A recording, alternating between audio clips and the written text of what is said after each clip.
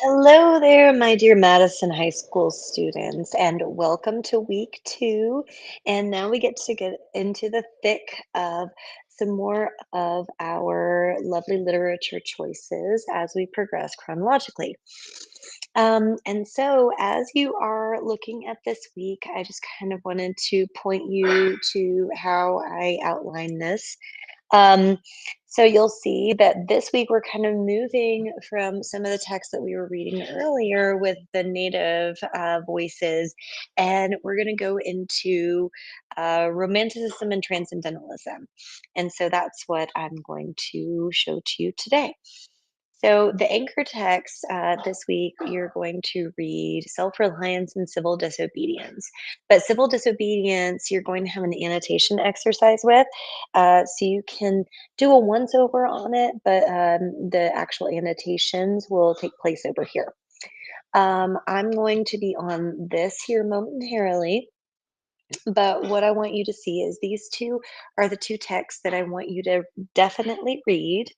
The context texts are going to be the Whitman pieces, and that's going to be your Walt Whitman poetry. But the choice text, this is where you get a choice in what you read. And so you can choose Poe's The Philosophy of Composition, which is not one of his stories, but rather like what his take is on how you develop an argument, how you develop your writing.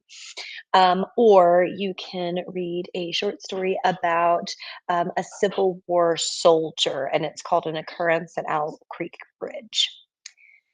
Okay. And so for the assignments for this week, you're going to annotate civil disobedience. And so you are going to go to a live Google Doc. And as you follow here, I've seen a couple people already on here, so good job.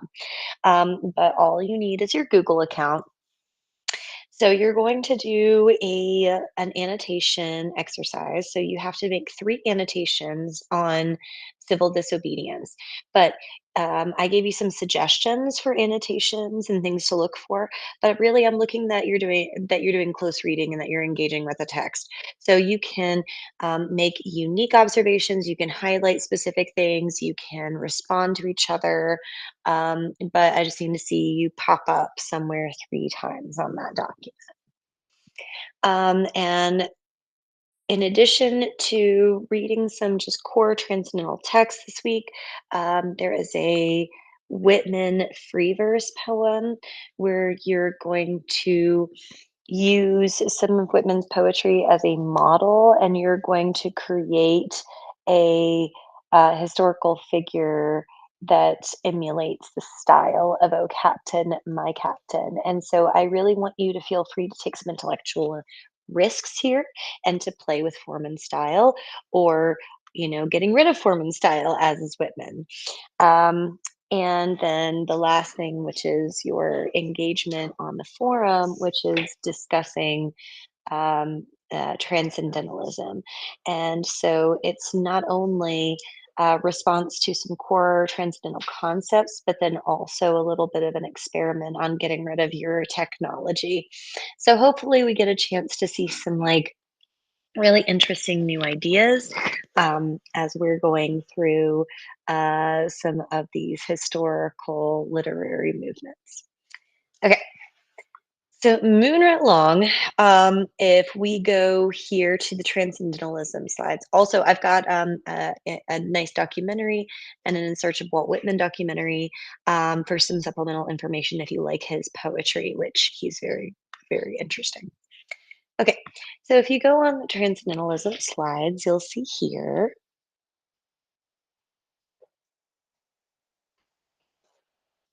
Okay, so not only,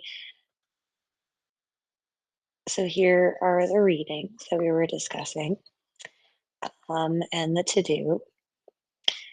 Okay, so some information on some of these core transcendentalists. So Ralph Waldo Emerson is attributed with the quote, "A foolish consistency is the hobgoblin of little minds adored by statesmen and philosophers and divines." And so just some things about like what does transcendentalism starts questioning? And so it starts to look at the human being and the individual as more important than the collective, which is a bit of a reaction against what came before, especially in the Enlightenment, when it's all about like mankind and the rationality of mankind.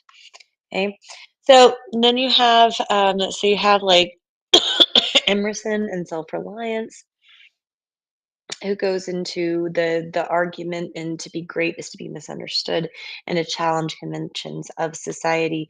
Then you also have Henry David Thoreau, who gave the core tenets of the idea of civil disobedience, which is what we're annotating this week, which focuses a lot more on the ideas of like what is our role within a government. um, what kinds of rights do we have? What kinds of responsibilities do we have when we have a government that is out of control, when we have a government that breaks the law? And so these are things that keep coming up and that we are revisiting over different historical iterations, right? And so we have some really interesting quotes here that are still relevant today. Like, if injustice is part of government, then I say break the law, right? So, do you agree that if something in the government is unjust, do we break the law? And so Whitman, who is a very famous Civil War poet, also wrote in conjunction with a lot of these transcendentalists and kind of shifts between like I and you, and thinks about like individualistic forms and structure that creates like a sense of like free will and breaking these like old traditions of what America was and encapsulating a new idea of like what America could be.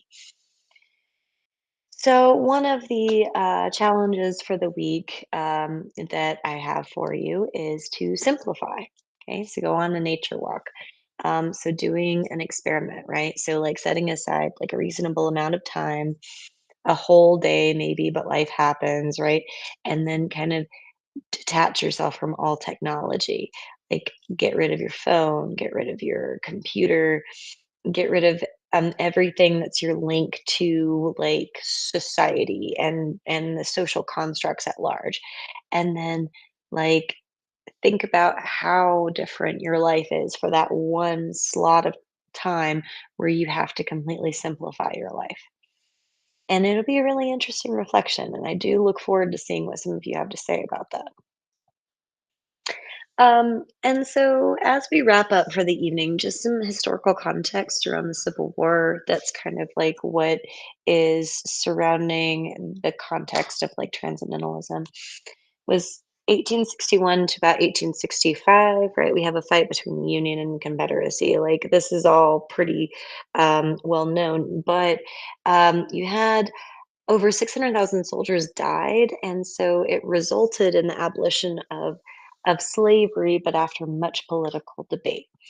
So if you read the occurrence in Owl Creek Bridge, we have like these ideas of tropes of like tragic loss of young lives and soldiers, the heroic sacrifice of the Civil War, and then there's the idea of like the pathos of the anti-war movement. Whitman kind of changes this idea of meter, and so if you read Philosophy of Composition, Whitman kind of challenges a lot of these conventions, right? And so it's a lot about abolitionism and like creating a new sense of the American voice and the American identity. And so if you read An Occurrence at Owl Creek Bridge, you have this idea of the nonlinear structure and the idea of like what is the war and the anti-war sentiments. Um, I'm just kind of going through this a little bit more quickly. And so the transcendentalist is a very simple idea that women have the knowledge of themselves and the world around them that transcends or goes beyond what they can see, hear, taste, touch, or feel. And so the idea is that like the way of life is our connection to nature and to what is the most simple in our world. Then, oops, last couple of things. And so the individualism and self reliance is the focus of the transcendentalist movement. but then they also were progressive in women's rights, abolition, reform, and education. And so some of these things like kind of burgeoned into the American state of mind, which then became more of the idea of like the like the beat poets and the hippie movement, right? So this very anti-government and anti-authoritarianism movement.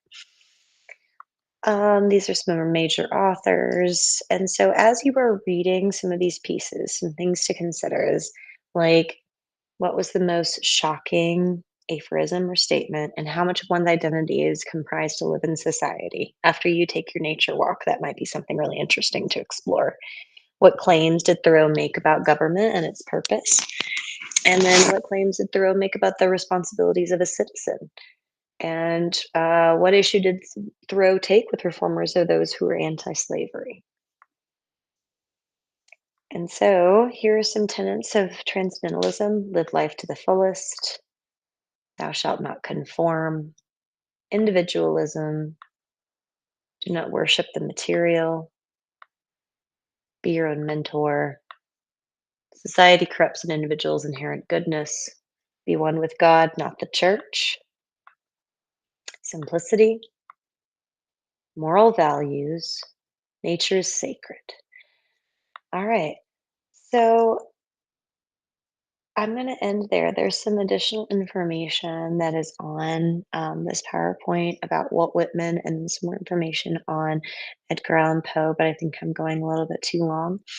But as you guys are getting into this week's materials, have a lot of fun with the language and really enjoy some of the meatier meanings because this is a major shift in American history and the American literary voice. So, without further ado, have a lovely rest of your week. Bye.